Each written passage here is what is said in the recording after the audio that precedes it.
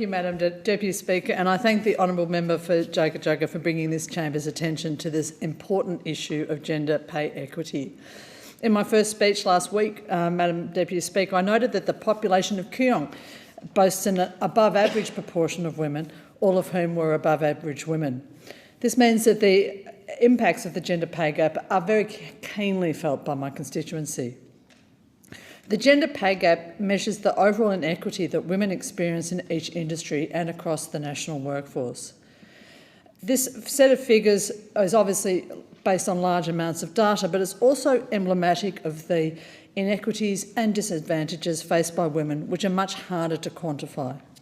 For instance, in 2022, women make up more than 50% of our workforce, but only 20% of CEOs. This isn't particularly alarming because we're especially worried about CEOs, although we do want to see gender parity all the way to the top. The figure's alarming because it tells a bigger, more complex story, one that is way too familiar for working women. It's the story of gender-based discrimination in hiring, in promotions, in opportunities to progress within a company or a department. It's a story about women facing greater barriers to reach every level of seniority along the way to being a CEO. Much of the gender-based discrimination in hiring and opportunities for career progression is underpinned by the belief that female employees are burdened with caring and domestic labour outside of their professional work to a far greater degree than male employees. And the reality is, Deputy Madam Speaker, they are. The most recent census found precisely what every census in the last 15 years has found, that women disproportionately shoulder the burden of domestic labour, with the average woman working up to 15 hours each week to keep the house running and its occupants cared for, and the average man putting in under 5 hours each week. It's no wonder that fewer women are climbing the leadership ladder and fewer women are present at CEO levels, where many of us are effectively forced to work a second part-time job. Women are hired below their proficiency and then promoted less frequently due to gender bias and discrimination. What's more, once in the job, they're paid less than their male counterparts across their industry and comparative industries. In the most recent financial year, men earned on average $25,000 more than women. This extraordinary figure isn't an anomaly. Women work just as hard as men, but earn significantly less than men every year of their working life. That yearly financial disadvantage accumulates over decades to create massive comparable deficits in savings at the time that women retire. It's not just a lifetime of earning less than men that sets women up for greater hardship in retirement.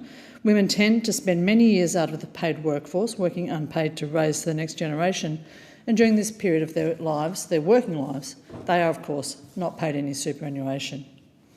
Kooyong is one of a handful of electorates with a superannuation gap.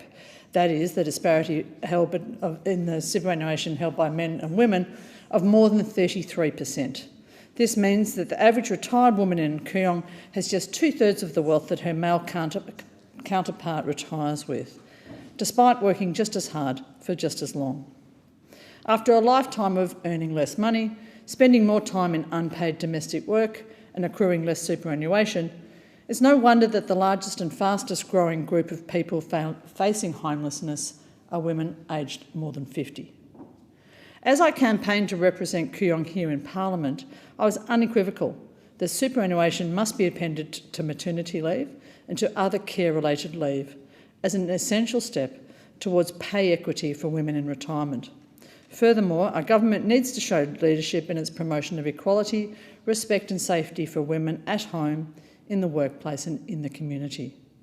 Empowering women's workplace participation contributes to economic security and financial independence, not just for each woman, but also for the economic growth and prosperity of our nation. I echo the member for Jagga's sentiments that there remains significant work to do to end gender inequality, and I look forward to working collaboratively with members across the Parliament in the coming years to achieve parity of income, wealth and financial security for women. I thank the member for Kooyong. There being no further speakers for